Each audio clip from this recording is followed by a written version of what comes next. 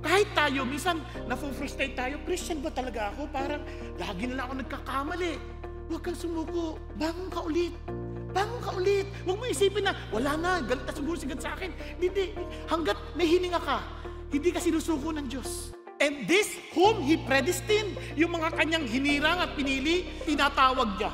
At yung kanyang tinawag, pinawawalan niya ng sala. At yung kanyang pinawalan ng sala, siya ay mag-glorify. What then shall we say to these things?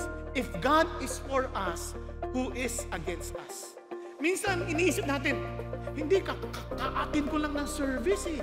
Karinig ko, pastor, huwag ka magagalit. Pagtayo ko pa lang, galit na naman ako doon sa katabi ko. Hindi ka ko mapatid. Tapos bigla, ay, naku, hindi, patawarin niyo ako, Panginoon Diyos. Nangyayari po sa atin yan eh. I'm not giving you an excuse, but I'm telling you this.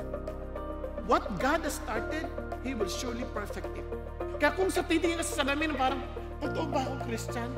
Bangon ka. Huwag kang mananatili doon.